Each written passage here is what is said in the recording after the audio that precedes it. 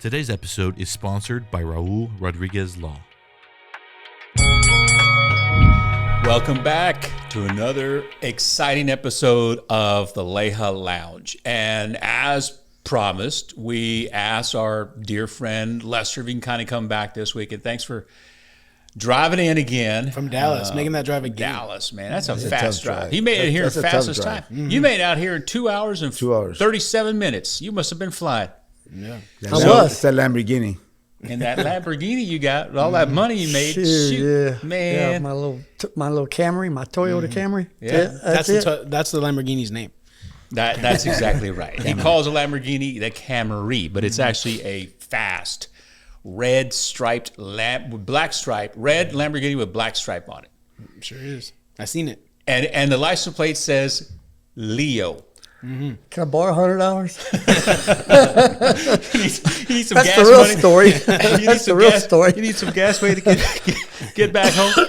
Well, last week you shared a lot of good juicy stuff, and a lot of it was kind of centered on the partnership that you and James had for 17 years, and we there's a lot more we can kind of touch on here this week, but I know. And having talked to you here over the last, especially last couple of years, you've been working on something really kind of special that I think a lot of folks are going to be very interested in reading, getting their hands on it when it finally comes out. But you've been working on a memoir, Lester, and a lot of that's details your career, big fights. A lot of it is on you and James.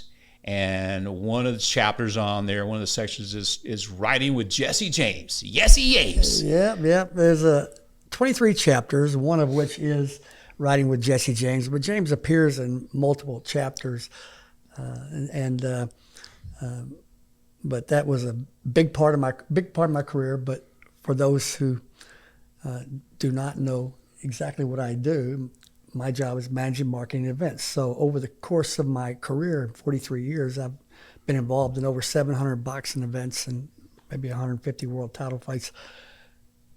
A lot of crazy stuff has happened. I mean, it would have never happened. I wonder, why did I stay in this business and what did I do? I think you were attracted to the craziness. It was. You have to be. Yeah. Circus. That's You crazy have to be, people yeah. usually are attracted to craziness. That's what it was. I'm working on this memoir, and and one of the things I want to share with a lot of the funny stuff is it's unbelievable some of the stuff that happened. You go, wow, what kind of business is that? That's crazy. That's the boxing and business. it's kind of and I've worked with pretty much every major promoter in the business and hundreds of fighters and champions and stuff like that. So along the way, you can out of 700 boxing events, you're going to run across some crazy stuff, and I would say very important though is my chapters that involved James, writing with Jesse James. That was quite an adventure, and one of the things that you go along. Did I do good? Did I do all right? At the end of your career, I just turned 70. It's like, okay, did I at least do all right? Do some things right? Well, I feel really good about I walked away from that whole career of James's career, feeling really good about it. We did all we could. Mm-hmm. He did the best he could. He couldn't have gotten any more out of his career than what he did, and I feel like that. When I did my part, and he did his part. And here we are. We're friends doing a podcast. Yeah, and so that thing I feel good about. And it's only one of 23 chapters. Maybe I'll probably make it 2 chapters. But he appears, like I said, in other chapters as well. But a lot of it's funny stuff, things that you could never conceive that would happen. But anyway, my plan is I'm pretty far along in the book right now. But I probably have about 2/3 of it written. And so, my goal is, my goal was to have it released last October, but because I've sold the rights to part of the five of the chapters in the book, it's going to be delayed and coming out until the other project comes about. And hopefully, as of now, 5 of the chapters that relate to Oscar De La Hoya fighting the Sun Bowl in El Paso, Texas, that did 55,000 people.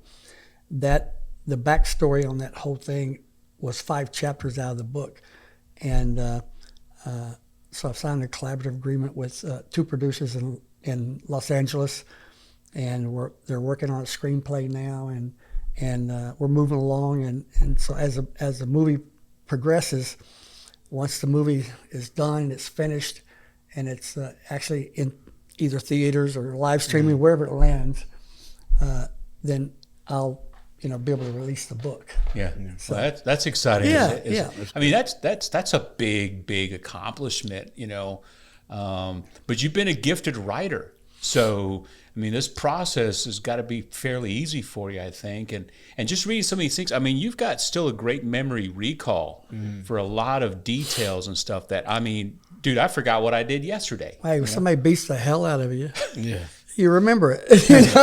One of the things that I'm gathering, just you were gracious enough to kind of send us some summaries of what the book is, these different chapters and all that.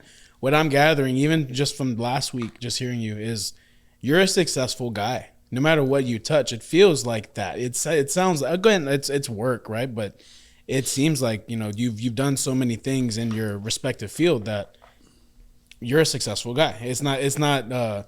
Lightning can't strike that many times. You know what I mean? It just seems like that. Is that what you're getting from when you're thinking about this and coming up with these?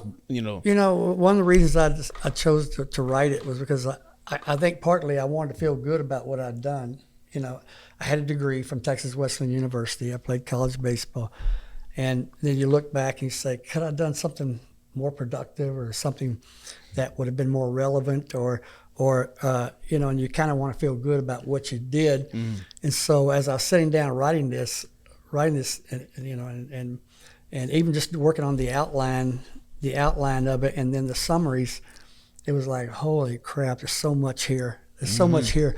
But old mentor of mine, a guy, Hugh Bimbo, who was involved in boxing way back in as early as the 1930s. Okay, he was born in 1905. He's dead now, but obviously, but he was one of my mentors. And I asked him, I said, Mr. Bimbo, how come you never wrote a book? And he said that, he said, half the people, if I wrote a book, half the people wouldn't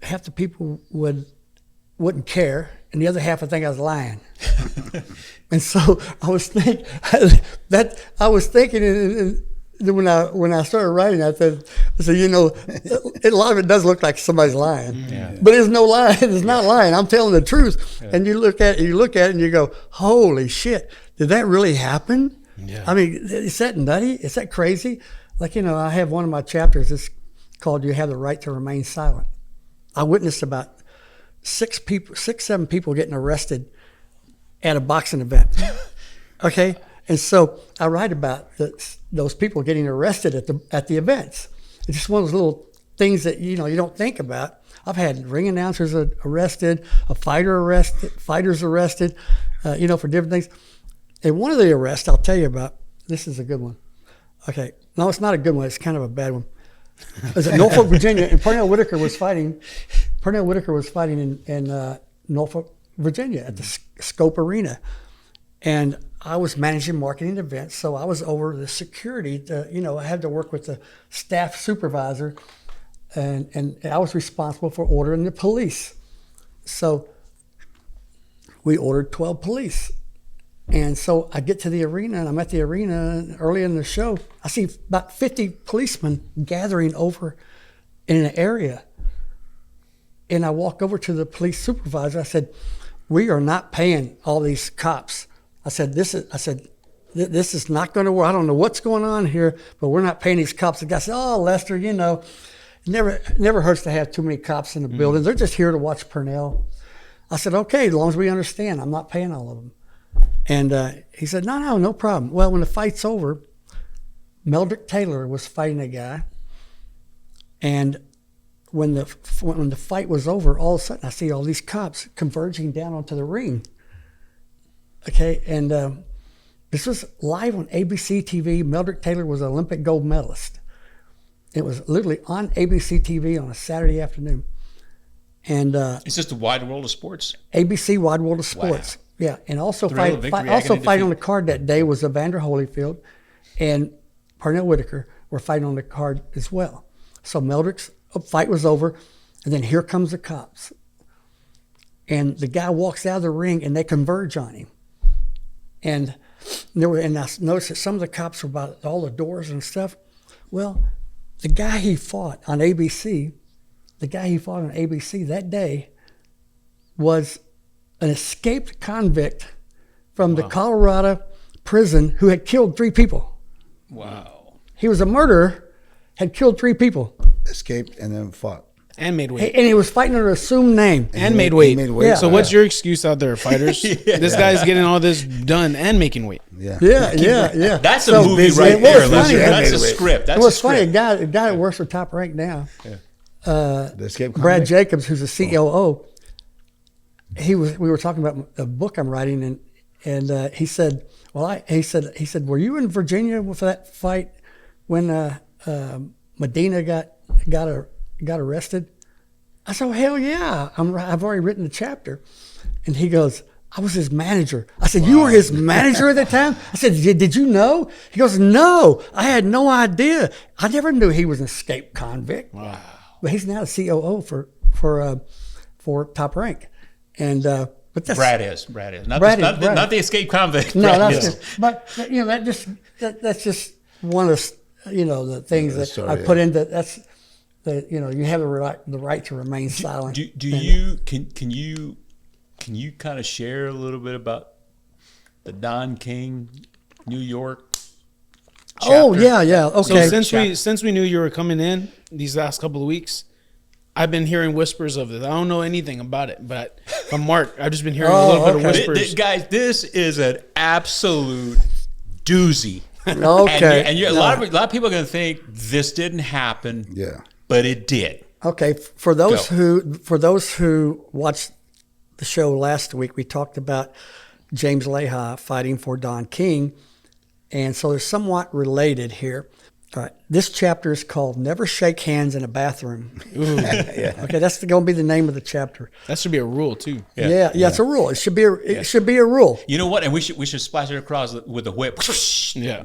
Yeah. Never shake hands. Okay, in the back. so I'll have to get to it. Okay, so here's what happened. Don King's had been indicted for insurance fraud.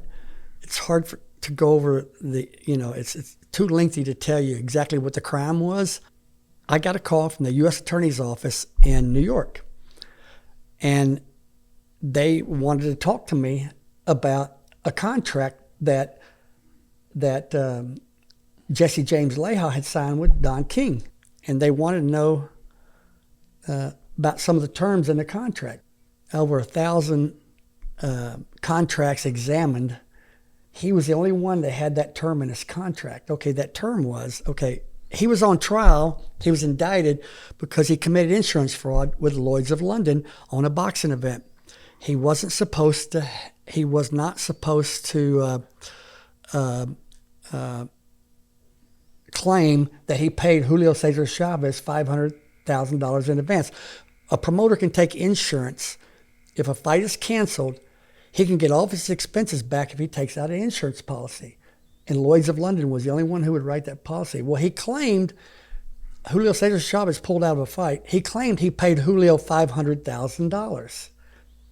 Well, he lied. He didn't pay Julio $500,000. Julio testified that he didn't pay him $500,000. There's no record anywhere that he paid Julio $500,000. So he defrauded Lloyd's of London, and he got indicted for that in New York. Okay. Now, in James's contract, there was a clause in his contract that said that if he's fighting on a card, they advance him money for training expenses. Say, like in the contract that he had, he was getting $60,000 for an advance on training costs. But the contract said if the fight got canceled, it wasn't his fault. He didn't have to pay the money back. Well, over 1,000 contracts they examined, all the contracts said that the fighters had to pay the money back to Don King. If he advanced them money, they had to pay him the money back. Jeez.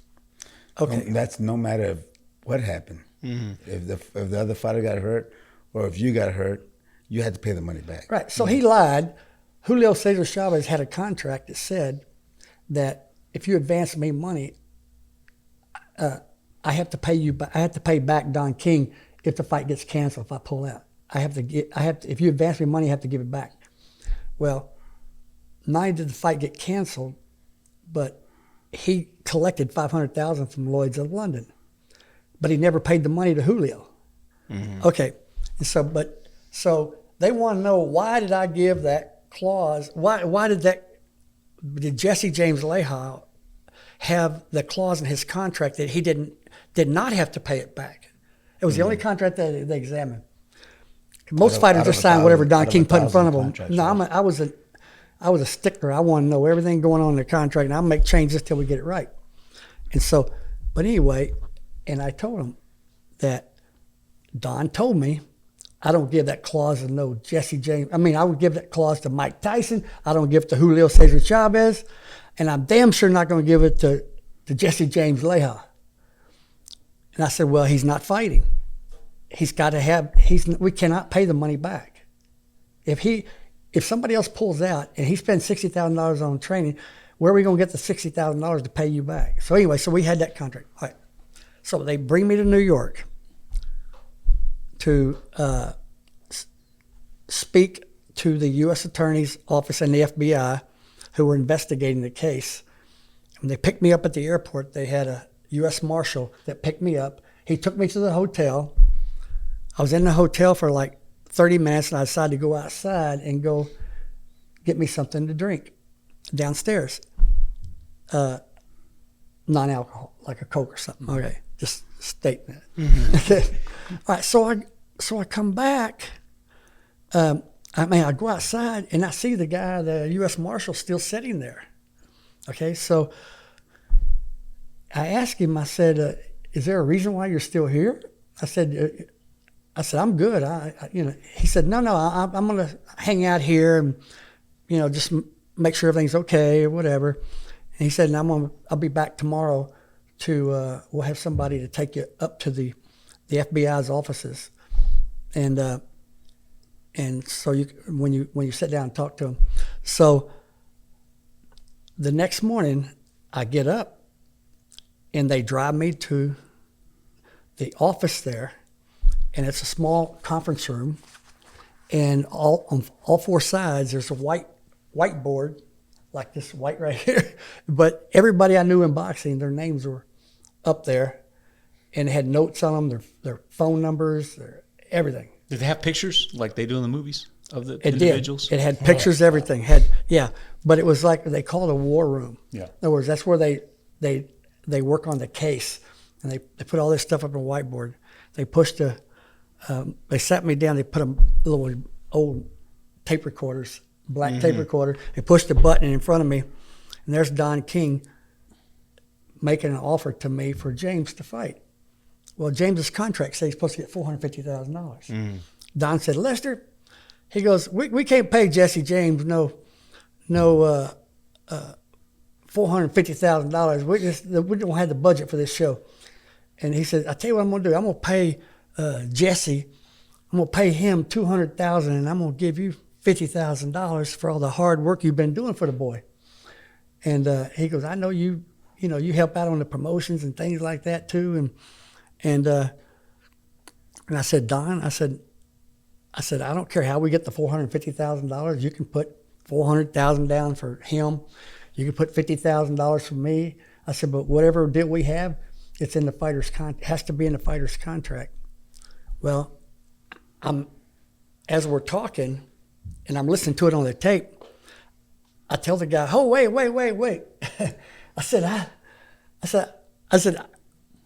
I didn't do anything bad. I didn't do anything wrong here. I said, I remember that conversation. I said, did you record this? You guys recorded that? He said, yeah, we had it on a wiretap. Wow. And I said, oh, okay. I said, but I didn't do anything. They go, no, you didn't do anything right. You're going. He said, you happened to do something that was right for your fighter. He goes, no. He said, you're the only person that we wiretap that was offered a bribe by Don King that didn't say yes. Wow. He said we had multiple offers of bribes on tape, and he took all, and you're the only one that didn't take the bribe.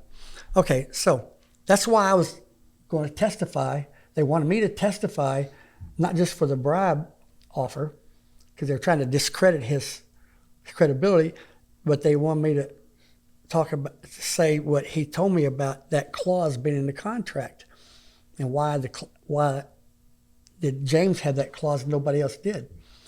And one of the guys he told me was, I don't give no clause to Mike Tyson. I don't give that clause to no Julio Cesar Chavez, and I'm damn sure not going to give it to Jesse James Leija. So I come back another 3 months later for the trial, and they set me in a witness room. They drive me. I had two guys drive me, U.S. Marshals drive me to the courthouse, which I still couldn't figure out why they kept having somebody drive me.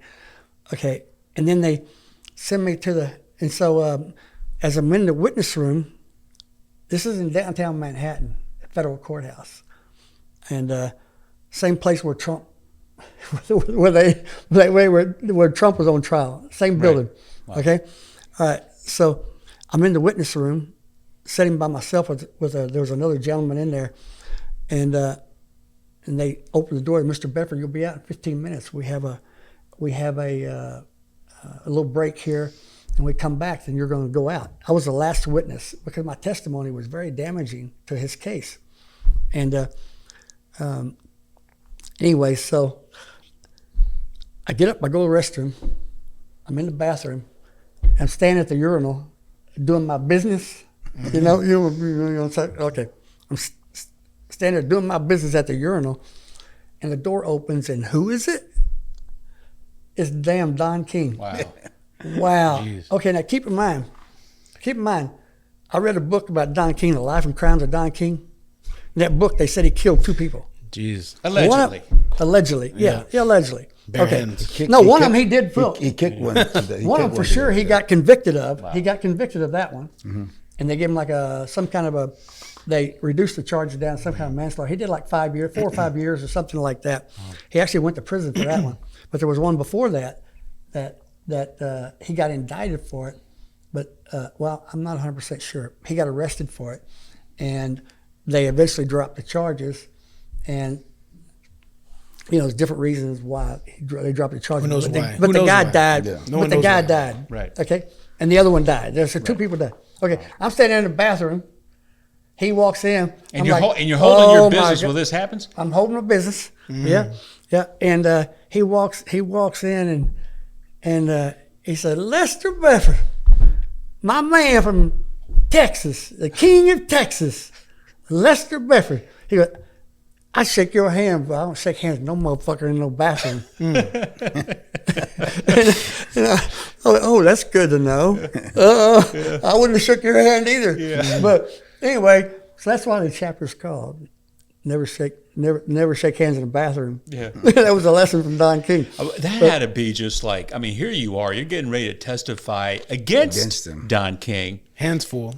Hands full. Yeah. And in walks in the guy that you're to testify with. Dude, I would have been like, it's crazy. This seems like a movie scene to me. Are there Like almost a cameras setup. around Oh, here? it's a movie Or scene. am I not going to walk out of this room? I don't know. Well, He locked. What he failed to mention was how he locked the door. Yeah. Oh, man. but the thing about Don was that there was some things I really liked about him. Now, it doesn't matter what you put on the contract. And once you sign the contract, that's when the negotiating begins.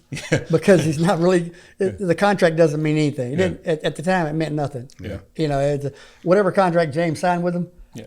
everything was a negotiation after that. Right. And, you can never get away with that funny. in NBA basketball or Right. NFL football. Never, right? It's crazy. And so... But these are all just part of the characters of the sport. Yeah. It's the But when Wild I did, West I will out say here. this: when I did testify, he was staring a hole through me like he was getting ready to mess me up. That was Don. It was just wacky. But if people want to know if he got convicted or not, no, he didn't. It was 2 mistrials. Yeah. Because they had one juror holding out, and there was some rumors about why about why or how that person decided to hold out. But anyway, It was a shut and closed case. It looked like they thought they had an easy case, but just- you only got to convince one jury, Yeah. one juror, and the jury was not sequestered. So what does that Yeah. tell you? The speculation might have been. What do they call him? Teflon Don, right? They call him Teflon Don for a reason. Nothing Yep, sticks. yep. And Nothing sticks. That's funny. but they thought they had him on that one, and Yeah. and it sure appeared to be the case. But it was an insurance fraud thing, and Did you ever but- talk to him afterwards? Yeah, I've talked to him. I've talked to him probably 10 times since then. You know, he'd act like nothing happened. Yeah. But I tell you he's what, moved on to something else. yeah. I even He already knew the outcome in that restaurant, probably. right. But that's just one of the Yeah. you know in the 43 years in boxing. That's kind of stuff that happened along the way, and I've had so many crazy things that have happened, and Is there like another couple of things? I mean, there has to be like just going off the summaries. Like you had Ayala's fight on the way on the return fight. Oh yeah, right. Oh yeah, well, yeah. For San Antonio people, especially the ones watching the podcast, I had been involved in managing and marketing Tony Ayala's fights in like 1981, 82 at the Freeman Coliseum, and so when he got out of prison 16 years later, I was still in the boxing business, and it was I'd only been in the boxing business about 2 or 3 years when I first started working on his fights. So when he got out of prison, this is after your career, and or at the tail end of your career. You were fighting still. You were still. Yeah, fighting. I was still. Yeah. You fought on a couple of his What year cards. did he get out? Yeah. Anyway, so he gets out of prison after 16 years, and the name of this chapter is Torito 2 to Hell and Back. Mm-hmm. Okay. I went and negotiated a deal to pay him $1 million to come back and fight after he got out of prison at 36 years old. And nobody else would sign him. Nobody would sign him. And I actually went to Rahway Prison, state prison in New Jersey, and in the prison he was in, where all the killers in New Jersey were there. And he was had been convicted for raping a school teacher a month before he was to fight for the world title in 1982. And so I went up there and to meet with him, and his dad had asked me if I would be interested in trying to help him figure out something to get him going or whatever. And so I offered him $1 million, and when he got out of, and it was kind of bizarre because I was scared. I was scared to death, and I knew him a little bit, but I hadn't talked to him in 16 years. And you know what you're because getting. if you know the guy, he doesn't feel like a threat or anything like that. But I'm not a girl, and he was always easy for me to work with. Now he was a bitch in the ring. He spit on guys, kick them, whatever. But from a public relations standpoint, he was really good with the media. He'd do anything you ask him to do and all that. So, but I went up there to meet with him, and he had this kind of edge to him, and he was kind of rough. You could just feel it. You could just feel that he's seen a lot of bad shit in that prison. 16 years up there will do Yeah, that to you. yeah. I suppose, right? So I had an investor, same guy who put up money for Oscar De La Hoya to fight in El Paso in 1998. Anyway, so I signed him to a contract, a 4-fight deal for $1 million. Wow. And so we put him in. We brought him when he got out of prison and everything. He got himself in shape. And anyway, his first fight was at Freeman Coliseum, and it was bizarre. It was a wild. Anyway, that's one of the chapters in the book. Talk about that whole ride back. And did he complete the contract? The yes, he fights? completed my contract. Okay. It was a 4-fight deal, and the 4th fight he lost to Yuri Boy Campos. Had he won, we had him set up to fight a guy from France that was a 168-pound world champion. He was 1 fight away for fighting for the world championship, and we were going to pay him $1 million. We had it all set up. We thought he was going to beat Yuri Boy Campos, so he broke his hand in the fight. His dad stopped the fight at Freeman Coliseum. Some people watching may have actually been there that day, but the whole thing was bizarre. His comeback and actually it had a chance to be one of the greatest sports comebacks in the history of sport. Oh, yeah. I don't mean boxing. I mean, 16 years of prison. He came back. He could still fight some. Yeah. In fact, James, you fought on one of the cards, and which was actually a favor to him. He thought he was doing a favor to you at the time, but it was really more a favor from you to him, and people were accepting of him, more accepting of him, I think. But man, the crowd was going wild. It was the most dramatic scene I've ever seen in my 43 years in boxing. The day he came down the aisle for that fight, and that first fight back. I remember the little guy that he was fighting was a little cocky little dude from Oklahoma, about 20 years old, 22 years old, something like that. And he started trash talking Tony at the press conference, and I could see the steam coming out of Tony's ears. But that's only kind of a. What was wild about the whole thing, like him making that ring walk? What was like, the fans. I saw multiple people crying. Really? I mean, women crying. I saw men with tears in their eyes, wow. And it was just motivating, or they were going crazy. The fans were going crazy. It was like something. It was a whole different kind of look in the people's eyes and faces, and because he had so much promise, and it had a chance to be this incredible comeback story. And Tony was saying all the right things, and he was a PR dream and all that. But anyway, so we did 4 fights with him, and the last one with Yuri Boy Campus, which was live on ESPN. Anyway, when after that fight, we had an option to do. He got $250,000 for 4 fights, and we made money every time. It wasn't that that we gave him all this money and we got screwed or something like that. No, we made money. Yeah. And so when it was whenever the fight was the Yuri Boy Campus fight was over, they wanted us to exercise the option and pay him $400,000. I said, Tony, we can't do that. I said, we can't pay you $400,000 for you just got a loss. I said, so we can't exercise that option. He said, well, I'm going to find somebody else then. He said, if you can't pay me what I'm supposed to get. Well, he found somebody to pay him $100,000. First of all, I probably would have paid him $100,000 because I thought, well, we can get him one or two more wins, and we can still get him back in that position to fight for the world title because everybody knew he broke his hand. He had a cast on it the whole bit. It's all right. So, but he was insisting. No, my contract says I get $400,000. I said, that's if we exercise the option, but we can't exercise it at that price. We're going to give you $1 million. Forget the $400,000. We were going to give you $1 million to fight for the world title. It would have been in the Alamo Dome, and it would have done, 30,000, 50,000 people. Who knows what it would have done? Right. But anyway, so he started fighting for somebody else locally here. I'm not really sure who it was, but that was when I found my exit point. And also, I could also see some deterioration in his.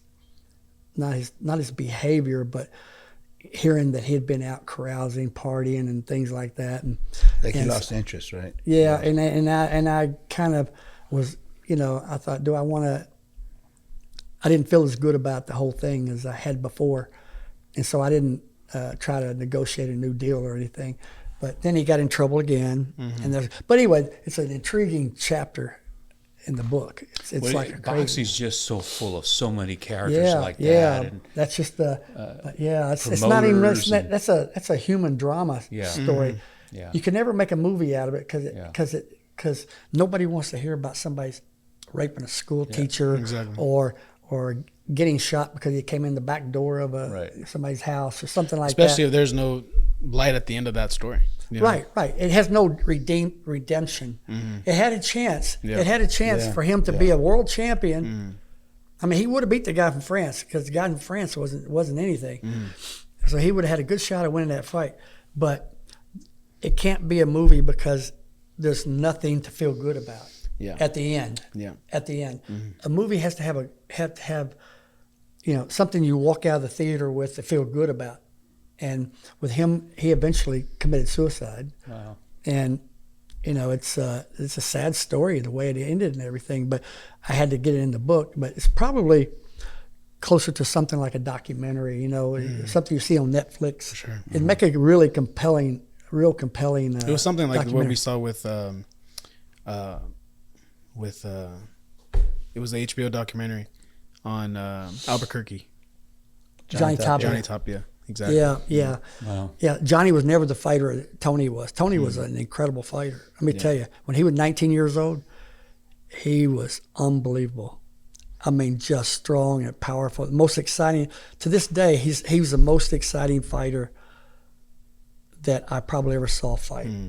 You said he would have been up there with the Kings with the. Oh, he was in line to fight. If he beat Davey Moore, which he would have, he probably would have knocked Davey Moore out. He's going to fight him in Madison Square Garden when he got arrested for raping the school teacher a month before. He was training in New Jersey. And so, if he wins that fight, his next fight was going to be Roberto Duran. Yeah. Wow. He could have fought Leonard. He could have Imagine fought that Hearns, Hagler. He could have fought any of those guys. He would have been right there in the mix with them. Yeah. At 20 years old. The world was before him. And it's one of the things that we, every episode, Les, we try to talk about what's important to us. And part of the reason why we do this podcast and everybody we talk to is mental health. And obviously, Tony dealt with a lot of that stuff. Yeah. You've seen a lot in your life. You yourself have gone through a lot in your life. And so how do you, Lester, deal with that mental health part of what's kind of kept you motivated, keep you moving forward, and how you dealt with it? Well, me personally, I've never had to deal with anything that I thought was some kind of a mental health issue. Now I've had to deal with a lot of adversity, and I've had a lot of things along the way, happen along the way. My son had struggles and stuff that I had to deal with as a father, and that was difficult. But I think the kind of the difficulty of me growing up in a very low income family, and then and being a baseball player, I had to fight to be a baseball player. I had to learn to outwork everybody, and I was cut from my college baseball team 2 times before I ever made the team. I had to literally play on a junior varsity 1 year, get redshirted. The next year, the coach said, "You're not going to be able to play here," and he sent me to a junior college. And then I came back, and the 3rd time I finally made the team. But I was literally cut 2 times, and I think I learned a lot from that. Just because you got knocked down doesn't mean you don't get up. Mm-hmm. You get up and go, and and a lot of times you get a lot of no's in boxing. Probably 80% of the proposed events that I was proposed to promoters or thought I was going to end up working on or something, probably 80-90% of them didn't happen. Mm-hmm. I was immune to it was a struggle there. It was a struggle there. That's one of the things about the boxing business. It's so hard to deal with the mental health, that mental aspect of dealing with defeat time after time after time. And one of the things that probably helped me is as a baseball player, as a hitter, you're going to have to be prepared to fail 70% of the time, because you're not going to get a hit every time. You got to walk back to the dugout with your head between your legs, 70% of the time, if you're a good hitter. Mm-hmm. Okay, so I think I was kind of prepared for that, and I had I had boxed when I was a little kid, and I played sports, and I had won, I had lost, and had to deal with all different kinds of things. And like you said, you had a kind of a rough upbringing too, so you learned how to deal through stuff, right? Yeah, when you were young. Yeah. I learned to cuss when I was 8 years old. I could shoot the finger by the time I was 8 years old too. At a boys' club, that's what you learn at a boys' club, right? Yeah. So, but it was I could have fallen apart on many occasions. It's like you just quit and give up. And so you're kind of on this other side of maybe helping out the fighter stay motivated, helping out the guy who might be struggling, or you're on this side of it then, where you're dealing with not yourself personally, but you're dealing with these characters around you. I can tell you, I deeply understand it, because my own son had his own troubles, and with drug addiction, and he went through a couple of surgeries that he had a fall where he almost died, fell 45 feet, and he died on the scene. They brought him back and took him a year to start walking again. And the mental and the and the drugs the drugs all started with it was a mental health issue that he was dealing with, having lost his from allergic reaction from a surgery. He was no longer able to play baseball at the level he was able to play at, and he couldn't deal with the mental health side of it, and the way he dealt with it was drugs, you know, and so he fell into addiction for a lot of years, and by the grace of God, he's alive. I mean, he's doing great now. I mean, I'm so thankful for it. But I tell you what, if there's a sport that'll drive you to mental health issues, boxing will do it. Yeah, right. No doubt. But it's you know, this or get you out of it. yeah, but it's a thing that, you know, along the way I had a lot of fun with too. I mean, I have a lot of good friends, and you know, it's I'm still involved in representing fighters. I got a couple of fighters I managed. Joshua Edwards, 2024 Olympian super heavyweight from the United States. I represent him. He's undefeated, 5-0 now, and I've got a fighter at 16-1, Tristan Kalkrut, that's number 14 in the world as a cruiserweight right now, on his way up.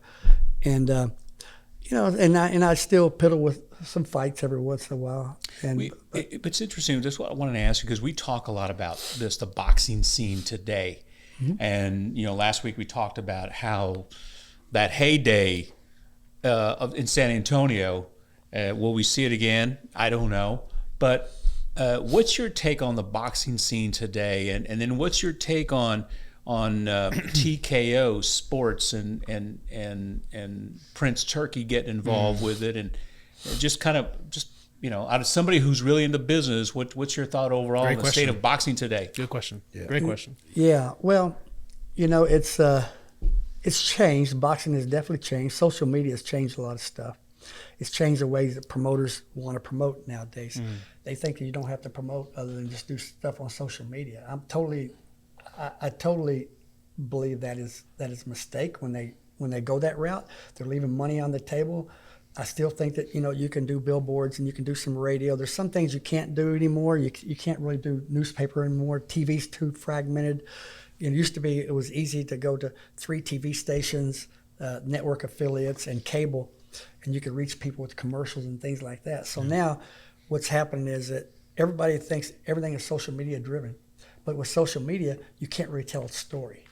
You know, you don't get the stories you get in the paper like you used to get. You don't get the stories on TV, you know, the 2.5, 3 minute pieces. Now you get these little hits and 15 and they put seconds. little posters up Snippets. on. Yeah, you get little posters and stuff. And what I learned in boxing and selling, and my job most of my life has been to sell boxing events, major boxing events, and I learned you have to tell a story. There has to be a storyline to what's happening, you know, and that storyline it has to have bullet points within the viewer or the person buying the tickets. So my job was to sell tickets to live gate events for the most part. And so that involved public relations, all kinds of advertising, producing promotion materials. I've written thousands of commercials, produced thousands of billboards and radio, TV commercials. You know, and I went back and took 6 courses at Columbia University online called Sports Essentials that dealt mostly with marketing sporting events online. So I'm adverse to both. You know, I have a good understanding of the social media side of it. But, you know, here's something that happens in boxing. When your hair turns white, everybody thinks you don't know shit, okay? They think, first of all, I probably forgot more than what a lot of these people that promote boxing now do. I probably forgot more than they know. And, but, That's funny. But, you know, I've just kind of resigned myself to the fact that, you know, I still do the fights in Texas for Golden Boy, for Top Rank.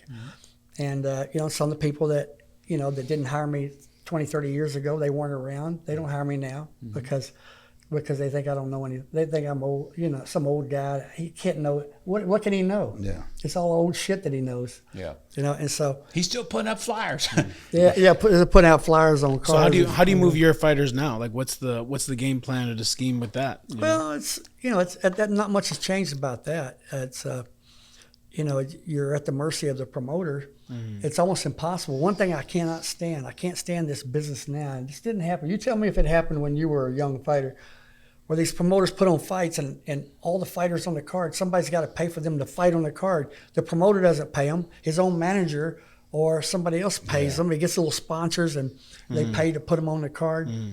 Okay, promoters don't promote anymore. Yeah. These guys aren't out there buying advertising and doing PR work and stuff. They put little crap on TikTok or something like that and think that they're promoters. Yeah. And they got everybody else paying for it. I had a guy fight on a card in San Antonio, and just a couple of years ago, and I had to pay $9,000 for him to get a fight on the card, and the guy insisted I bring him cash. The promoter. Okay, I brought cash. I gave him cash. I need my fighter to fight.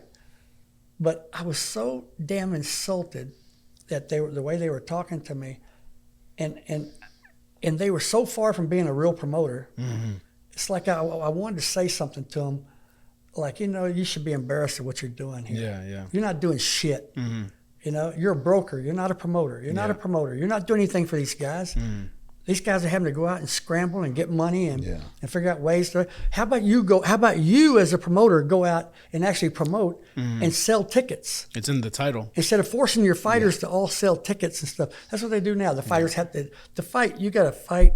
Used to be promoter puts on a fight. He's paying everybody. Yeah. Mm-hmm. He's paying everybody. That would be out of the question to ask the fighter to sell tickets or to ask the fighter to pay cash to fight on the card.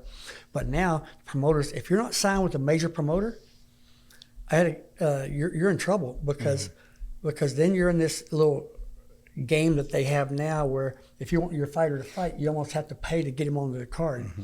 They're not going to put him on there because 20 years ago, 25 years ago, you were Jesse James Leija's manager. Right. They're not going to do that. They're not going to do anything for you. But it's I was so pissed. I wanted to hit somebody right there. Yeah, I was like, Lester, it's like if you're not paying, you're the opponent. Exactly. You're gonna get beat. Lester, we bring this episode to a close here. Is there something that we hadn't touched on that you want to talk about? Something you want to promote, or something you want to discuss? No, I just say when I decided to write this book, and I'll be excited when I'm able to finally release it. We are too. We want to read it. Yeah. But anyway, it's a kind of you kind of search within yourself and say, did I do what I really was born to do, or there's something else I could have done?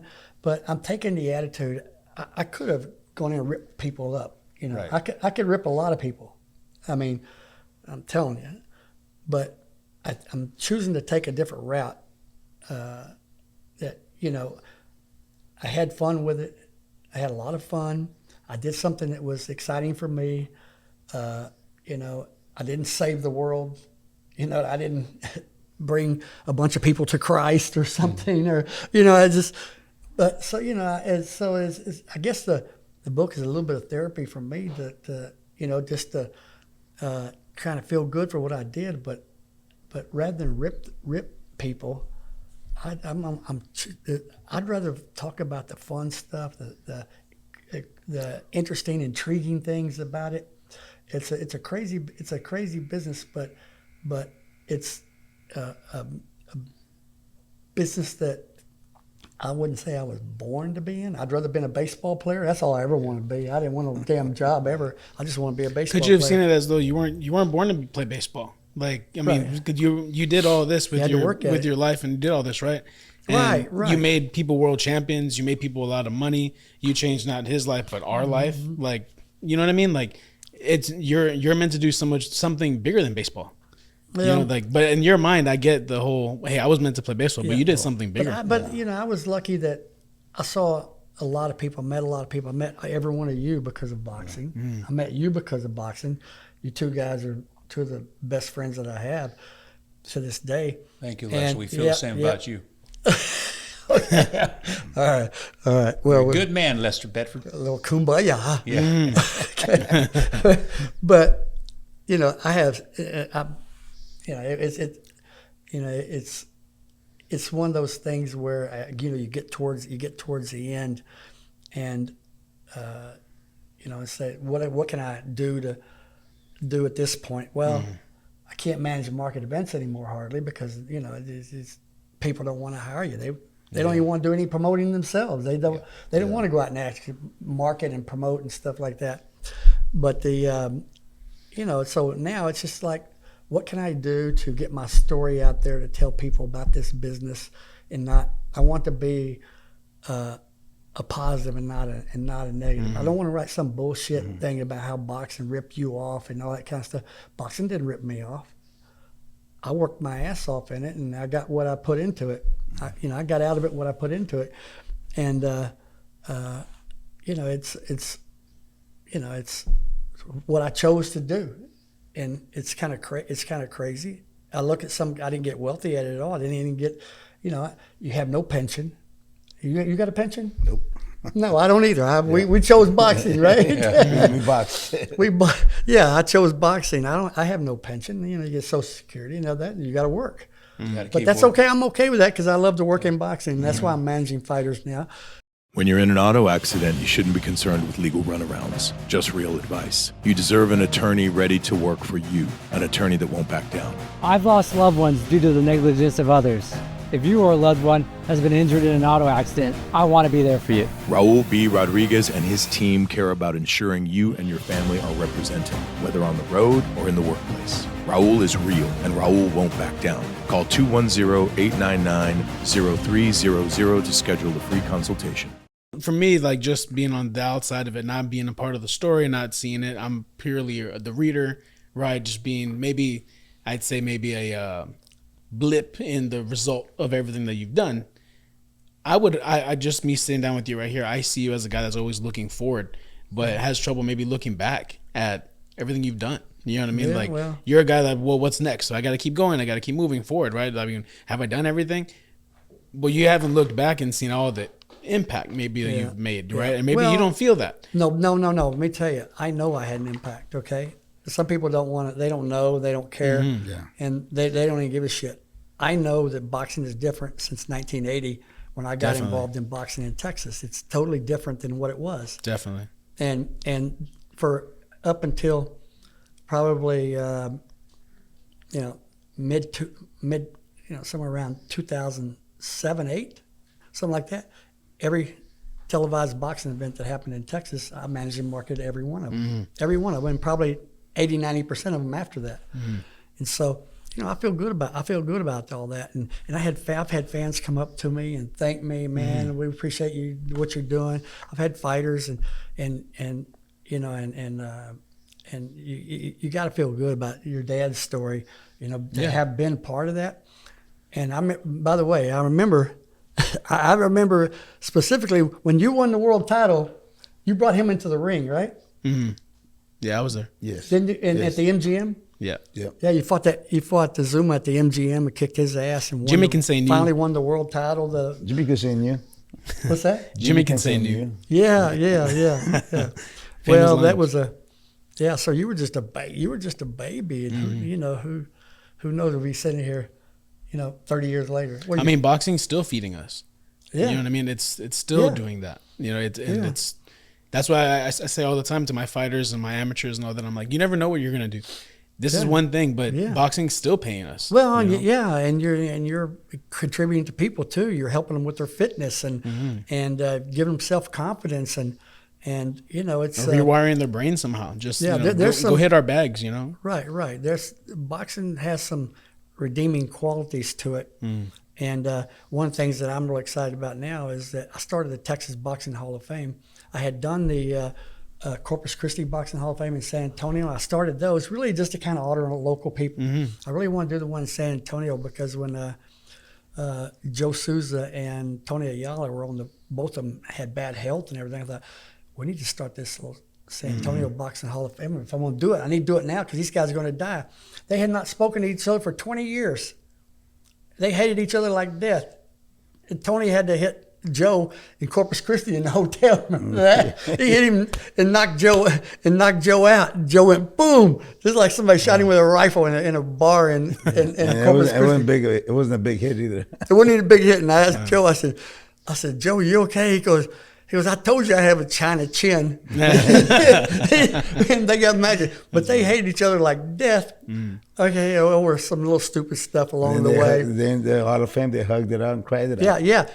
So when we started this San Antonio Boxing Hall of Fame, the first guys we inducted were your dad, John Michael Johnson, Robert Quiroga, and Joe Souza and Tony Ayala Sr. San Antonio Boxing Hall of Fame. Those guys stood in the middle of the ring and literally cried. And I have had several fighters that got emotional just being inducted, bring them to the ring, give them a nice award, and be in the Corpus Christi Boxing Hall of Fame or the San Antonio Boxing Hall of Fame. And that's why I decided to start the Texas Boxing Hall of Fame, because I thought, you know what?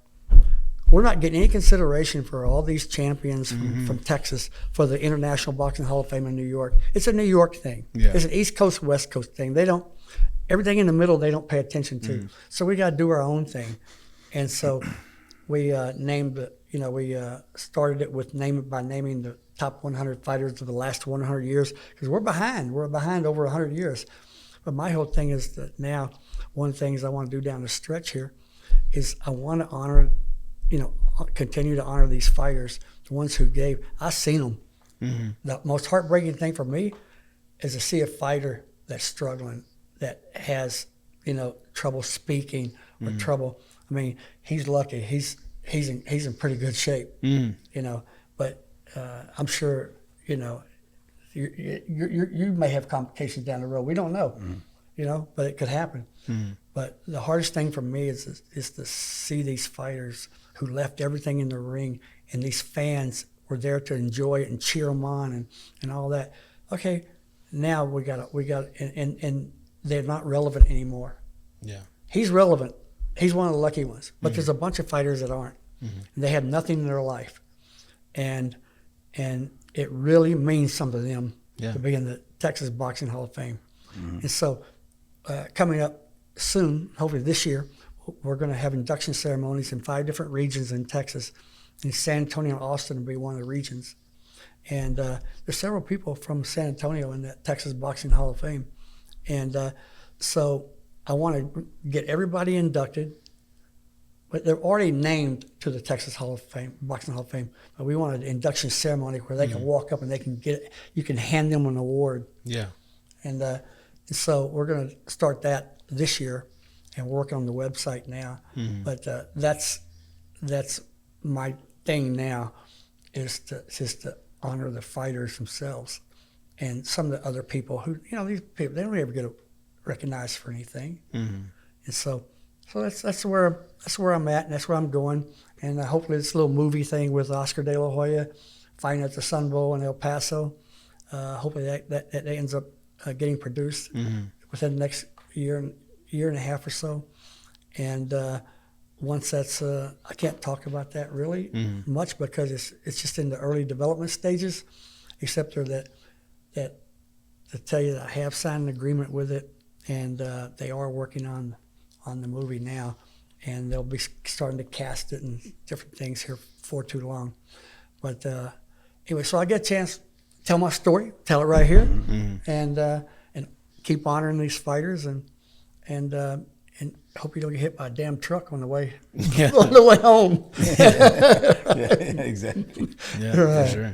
Well, so we're gonna wrap up. Anything you want to, lay down? This is a great podcast. I love that we did these 2 weeks, because these are things I don't even know. These are things about your career that I always, contemplate in my mind.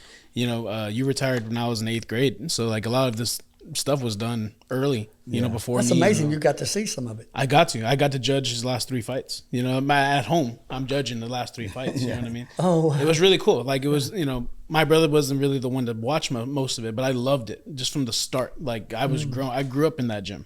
So, like, I remember, like, when I was being in the gym in San Fernando, like, I'm sure I was running around and doing things, but it was no nonsense, like you said last week. Right, It was right. very, even with my grandfather there, it was very just, I know there's business being done, And it was like going to work with your dad. It's like, there's, I can't just mess around, and he's not going to play with you the whole time. And that's But, incredible. Yeah. It's just one of those things. Like, I got to judge those fights. I got to see him fight Gotti. I got to see him beat Bojado. I got to see all those things and judge those fights accurately. I got to judge the Juan Lozcano fight, and I was like, how did this happen? Even the online poll, like all these little things that I still remember. And it's just cool to kind of. You're actually older, right? When I retired. I was in 8th grade. 05. That's 8th grade. Oh, 8th grade. I thought you said 8-year-old. I'm sorry. Yeah. No. Okay, 8th grade. I think Dean was maybe. Yeah. You were in Yeah. 8th grade? I was in 8th grade when he 8th stopped. grade. Wow. Okay. Yeah. You were a teenager. Yeah. So a lot of this stuff kind of happened early on. Unless and you're in I 8th kinda- grade when you're 19. Yeah. So there's a lot of these little things of like, I know you, but I don't know you. So like I got to know a lot of it over these last 2 weeks. You know what I mean? Just Yeah, I got you.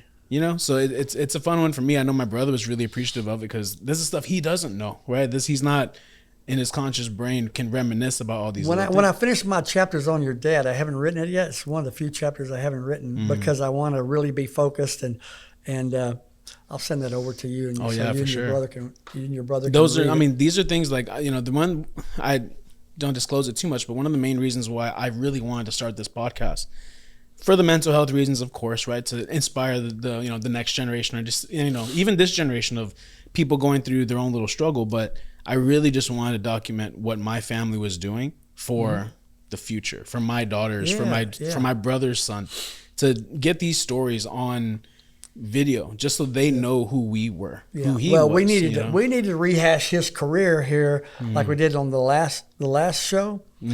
That was good that we rehashed the career because there's some people who were watching that may not have known much of what was said. They may not remember his career at all. There's there's a whole generation out there that didn't understand the relevance of his career and what it meant to San Antonio and how big that winning the world title at the absolute highest level. He fought at a Super Bowl level. There was no, pardon me, I keep cussing a little here and there. Sorry. You're good. This is YouTube. There was no, You're good. there were no bullshit world titles. Every person he had to fight. There was no diamond. No. There was these were Hall of Famers and people like that. That he was fighting guys at the top of his game. He wasn't handed anything. He wasn't given a vacant title or interim title or a junior title or silver title. They got all kinds of bullshit titles. WBC diamond. Yeah, they got all kinds of BS titles out there now. No, there was 3 world champions, and he was one of them, and he had to beat the greatest fighter in the world to get the first one, and the second one. He had to beat a Hall of Famer to do that. And the guy hadn't lost in 13 years. That was no. You're only the second guy to drop. walk. Only the second guy to drop a Zuma Nelson over Salvador Sanchez. Yeah.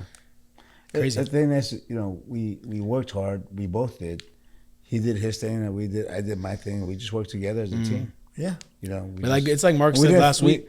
There's a lot of trust there. Like he has to trust you're gonna fight just as hard. Yeah, there was a lot of trust. I think only one time I said something to Lester. I don't know what it was. But it was because he was trying. I was training. I wasn't training more. I was mad. And then he's trying to tell me what to throw, like how to throw a punch. And I was like, Lester, leave me alone. Yeah. Real quick before we close. I told him one time. I said, "Do you want to be my manager or my trainer? my trainer gets 10%. Yeah. My manager gets 30%. That's funny. Oh man. Okay, real quick. I did go up in his corner one time. I got to tell this story real quick, and we'll cut it. Okay. He was coming off of a loss to Azuma Nelson the third time he fought Azuma. He beat Azuma twice. He lost to him once, and then he had the first fight he had a draw. So he was 2-1-1 against Azuma Nelson, Hall of Famer. Okay, all right. But he had a little comeback fight, and then he had another comeback fight after he lost the one fight he lost to Zuma. And he was in Corpus Christi, and he was losing the fight after the third round against a guy with a good record. He was undefeated, but he wasn't in your dad's league. But your dad would just for him, he was just kind of going through the motions. I think he was still kind of reeling a little bit from having lost his world title. And so he lost my world title, by the way. Yeah. So I was sitting over by the corner, and I heard I heard your grandfather giving him instructions. James, you need to jab more, or something, or whatever. And I just ran up the steps. I ran up the steps and I started just like laying into. I just started cussing. I said, James, this guy is. I won't say all the words I said, but I was dropping F-bombs. It was on TV too. It was a pay-per-view event in Corpus Christi, and Michael Carbajal was fighting on the show, and so it was a pretty big little pay-per-view event. All right, and I go in the corner and I was angry. I wasn't even thinking about the cameras or anything like that. And I said, James, forget all that jab, forget all that bullshit, blah, blah, blah, blah. I said, fight him. I said, go out there and fight. I said, your career is going to be over. If you don't go out there and fight this guy, go out there and kick his ass. Like that. And then I was like getting in his face like that. You also said he's taking money away from your big kids, right? Yeah, he's taking money away from your kids, and I said, he's going to take money away from your kids. He's a damn amateur. Go over there and kick his ass. He came out and he kicked his ass every round after that, and after that, his second half of his career just took off, and he ended up having a pretty much as good a second half of his career as he did the first half. And it was so I was guilty one time, and I didn't give him one instruction other than kick his ass. Yeah. But my wife was telling me afterwards, when I called her after the fight. She wasn't in Corpus, she was at home in Dallas. And my daughter were watching the fight. My daughter was like 10 years old. Oh wow! And she said my daughter was hollering at the TV, "Daddy, don't say that! Daddy, you can't say those words. Don't say that!" And so it was everybody heard it. Yeah. Everybody heard it, and I still every once in a while somebody say, "Remember when you went up in the ring with Jesse James Leija and you started cussing and going crazy and whatever?" There's a few people remember it, but that's funny. Yeah, it was. We had some of those moments. I remember when James first won his world title in Las Vegas. You're in the ring, and one of the things that I'll never forget was, James, you're the champion of the world. The whole wide world. The big world. The whole wide world. But it was that fight was the greatest moment in my 43 years in boxing. That was the greatest joy I ever had in boxing, when the day he won the world championship. It was such a long journey to get there, and he had to fight, freaking Godzilla to win it. Right? He was still, even though he fought the draw the first fight, it looked like I thought he won the fight. He was still a 5-1 underdog in Vegas. Wow. And so it wasn't like anybody thought he was going to win the second fight.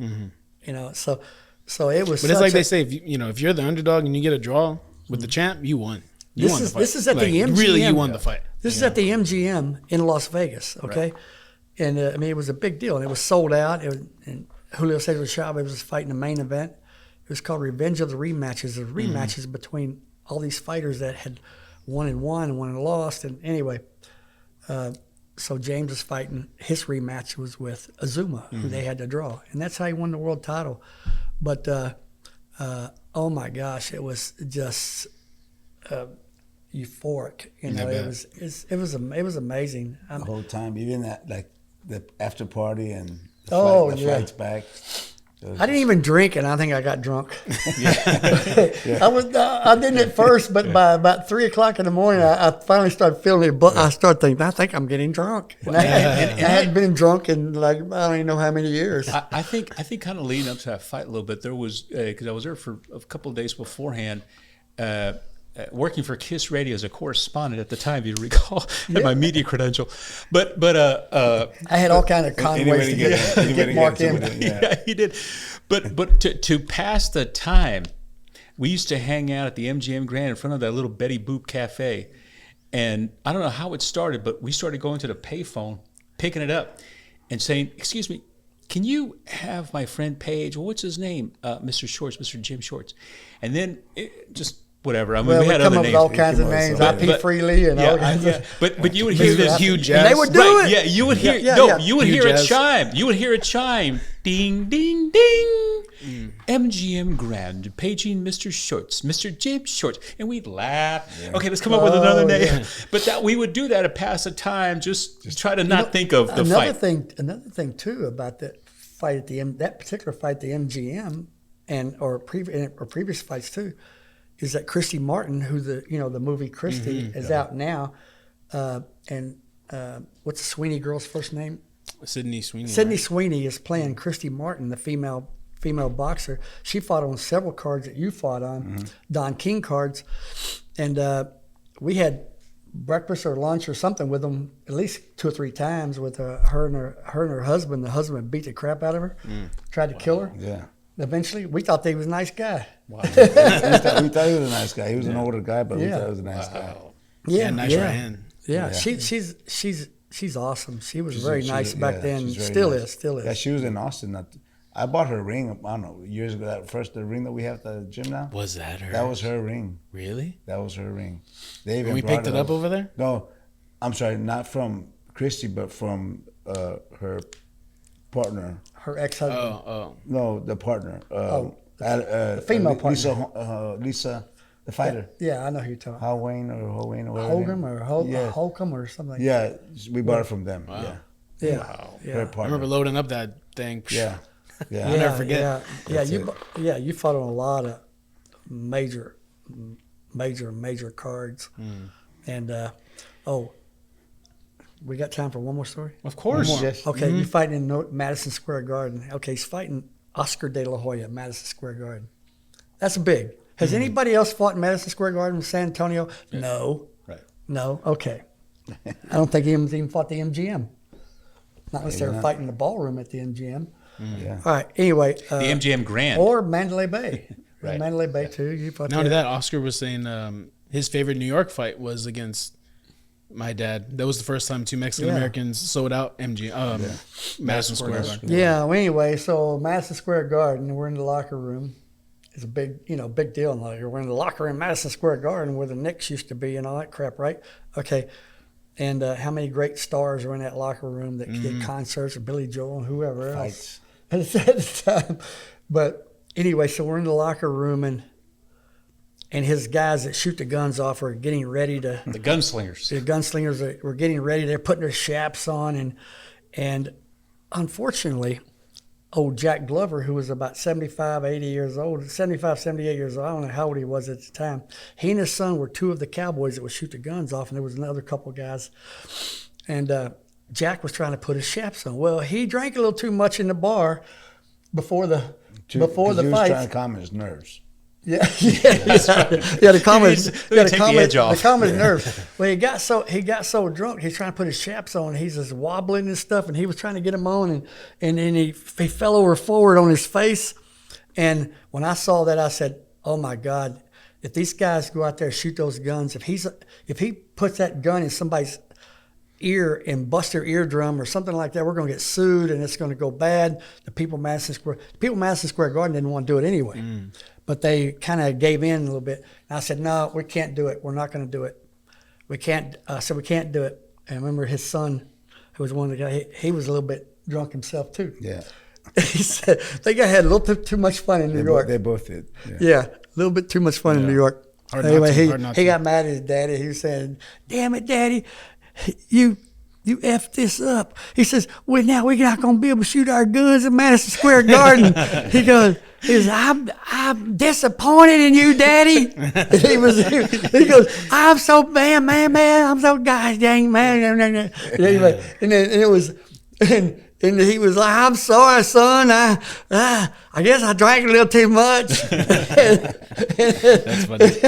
It was fun. It was funny as hell. Yeah. But that'll be in the book. Little scenes like that. And then the thing I remember about that fight, that kind of leading up to a little bit, we went to go eat at that restaurant across the street from the Twin Towers, and we were watching the Twin Towers, and I think you said, "Man, damn, when you imagine those things so tall, imagine if they were to topple over this way." We were all thinking they were going to go that way. Do you remember that? Well, the reason that I thought that was they had tried to blow up the building before on the corner parking lot, and Yeah, it's not a van in or something, no? Yeah, Right, right. Yeah.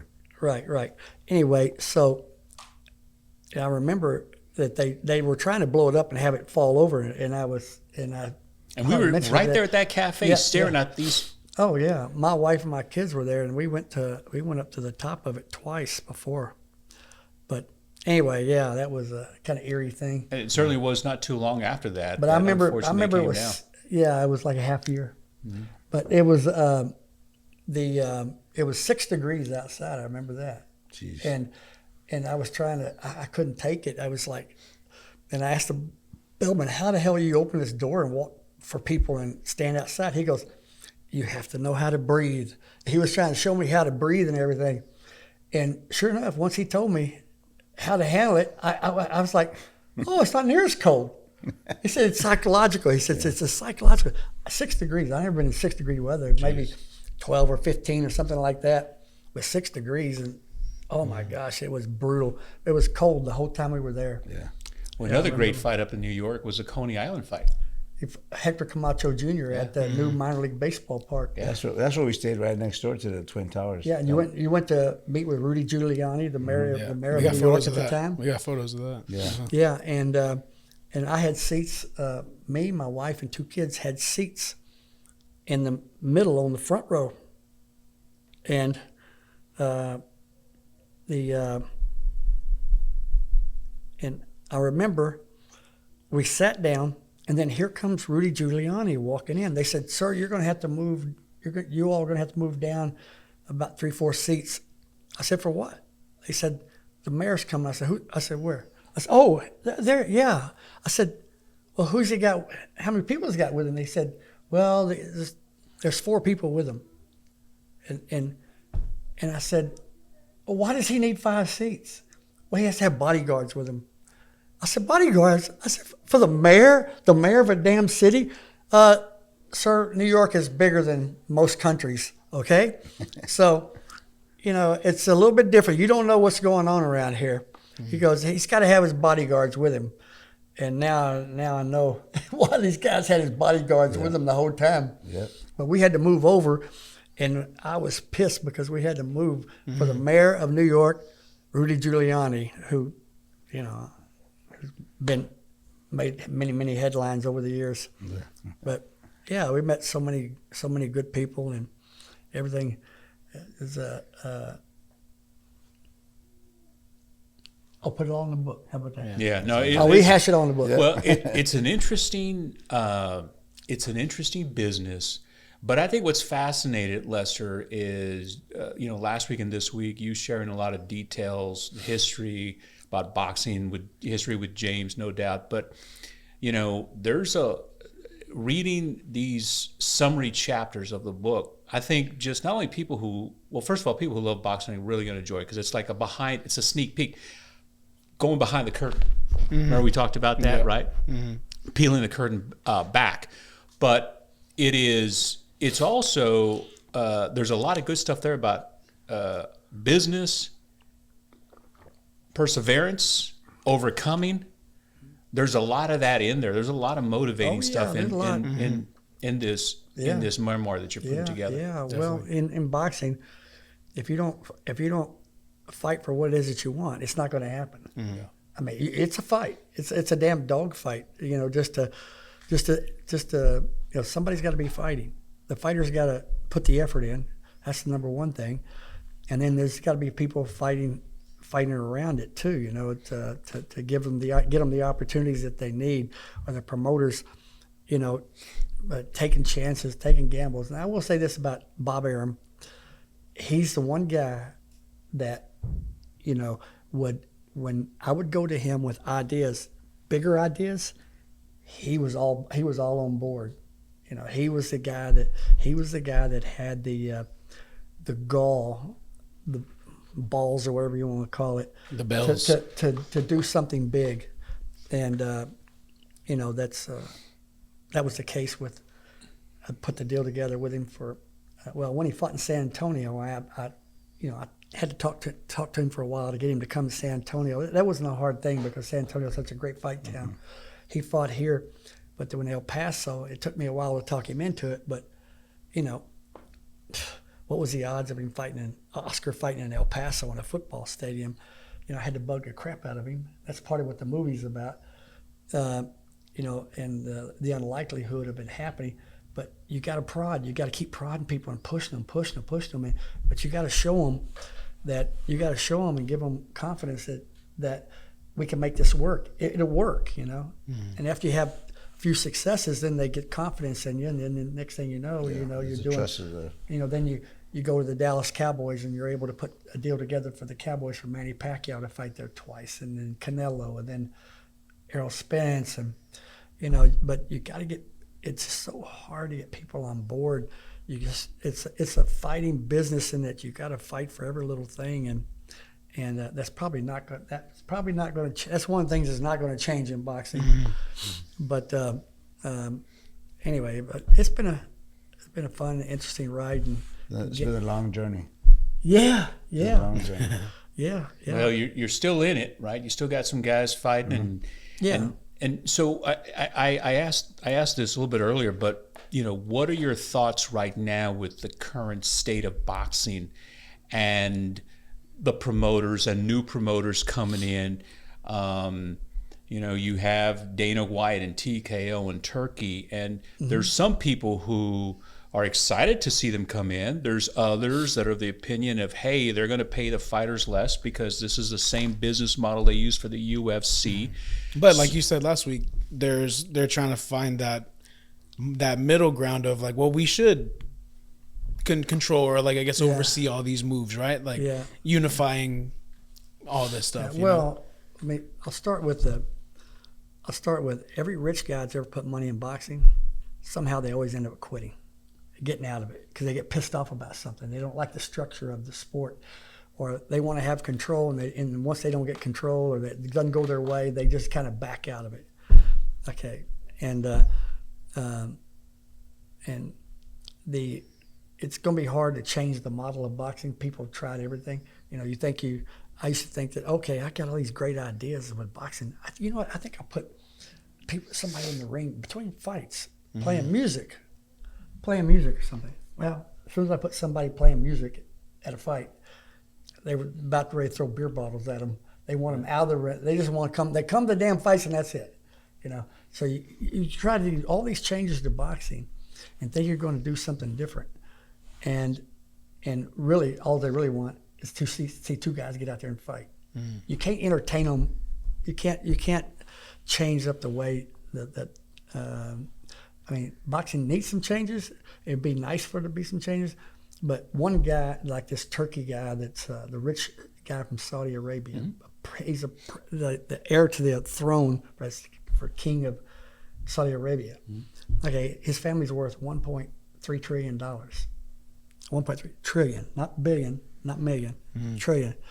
Okay, he can do anything he wants. He's doing all these fights over in Saudi Arabia, and he's trying to. He's starting to try to control everything, and now he's starting to try to control the WWE. He bought the WWE. He bought UFC, and now they're going to try to bring boxing into it with it. Now, that's not good news for boxing. It's good news for the mid-level guys, not good news for the higher-up guys. They won't make as much money. UFC fighters make a lot less money than the top boxers, and you know they have very small paydays. $1 million payday for a UFC guys is a lot. That happens in boxing every weekend, almost. You know, it's and the heavyweight champions make $50-70 million and stuff. They're not going to make. UFC controls it. It's a socialist thing. They control everything. They control the rankings. They control who gets opportunities. They control everything. That's the one good thing about boxing. Now the format that is now, you got different people out there, you know, promoting and doing their own thing, and they can try to create their own opportunities and create their own TV deals and things like that. But once you take it to a socialist system, the fighters are the ones that get less. The fighters that get paid less money. And now there'll be some guys who are struggling, like I said, in the middle of the road. Now they may have a more frequent payday, but it'll be small paydays. I don't know. It's people tried boxing leagues. They've tried everything you can imagine, and it always reverts back to the old school way of, the wild, wild west.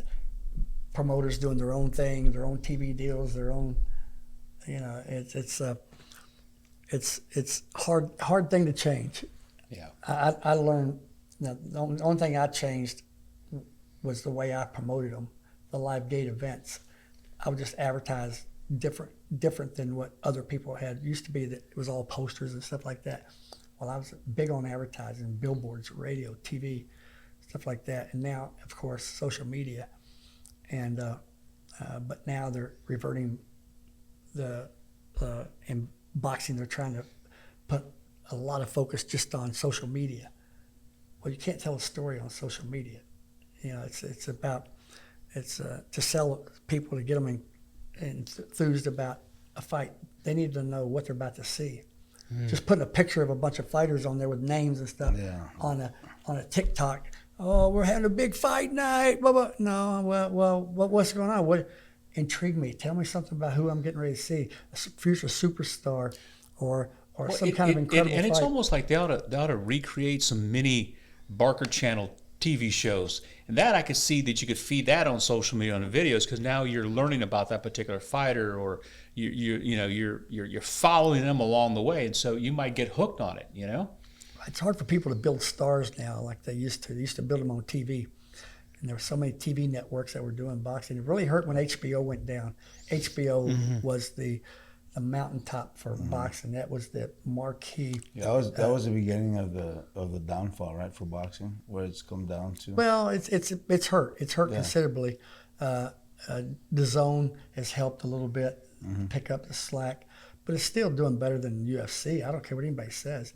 UFC, I mean, the top 27 live gates in the history of Las Vegas are boxing events, not UFC. People don't pay as much for UFC events like they do for boxing. And the biggest purses are still, boxing has much higher purses for the fighters than the UFC. And boxing still does higher ratings than UFC. It's on TV. There's still a huge market out there. And some of the biggest UFC fighters made their biggest paydays boxing. Conor McGregor. Well, you know what? Never made anything close in a UFC fight. $100 million? Mayweather. To get in that ring. Well, listen, we got to end it with that. But Lester, I got to tell you something, man. I mean, there's a lot we didn't even cover yet. So we might have to have you come back sometime down the road, and as your memoir keeps moving forward, and when you're allowed to share a little bit more with us, we'd love to have you come back and talk a little bit about that, and maybe kind of peel that curtain a little bit further back so you could share some of these. Maybe great talk to one of your stories fighters, get his story out. Get their story out. Well, I guess I got a couple of good ones. Yeah. A couple of good ones. I'm really picky. I mean, I tell everybody, hey, I managed a guy named Jesse James Leija. That was a joy, but they're not always a joy. They're not always a joy. Some end up in prison. Some of them end up in, that don't. You get heartbroken more often than not. It's a disappointing ending, but fortunately, in your dad's case, it was a great ending. It couldn't have been better. Put it this way, okay, we talked about his first car. He when I met him, he had a car with a little Mazda or something like that with a primer on it. Okay, it was. I don't think it was primer. I think it was just faded. Just faded paint job or whatever. Yeah. Okay. So his last fight, he walked out with a check for $600,000 in a limo. It's full circle moment, man. That's the way you want to end it. That's the way you want it. You feel good, and you had everything tasted at the end. It all tasted good, and there's no reason to be bitter or angry or anything like that. And so that's the beauty of. That's the beauty of the business. Yeah. But not always like that. Not always like that. Well, that's a good way to end it for us. And so thank you all again for just following us on this journey and spending time getting to know a little bit more about Lester and all about boxing and his memoir. We're looking forward to having you back on our podcast, Lester. And is there anything else you want to say? Anything we missed promoting or anything? No. I just, would like for James to walk out with me. I don't want to get the hell beat out of me in the parking lot. Is that okay? Yeah. Okay, you need I to. have Luis. Yeah. For sure. James, anything else you want to throw in there before we take out? Oh no, just thank you, Lester, for coming down Yeah, and taking yeah. time out and joining the podcast. Appreciate you. Yeah. I love San Antonio. Good to be back. Love to have you. There's no place like it. The air smells That's good. right. Yeah. Smells like blood and Vaseline. Yeah. You want to close us out? Sure, guys. If you like this content, please like, comment, and subscribe. Please share bits and pieces, or even this whole podcast. If you know somebody that would get a lot out of it, that would love, history of San Antonio boxing, even just history of Lester, what the things he's done. Thank you, Lester, for being here again. Yeah, sure. Please follow us on social media, the Leija Lounge on Instagram. We're gonna get some clips up. See you next time, Leija Lounge.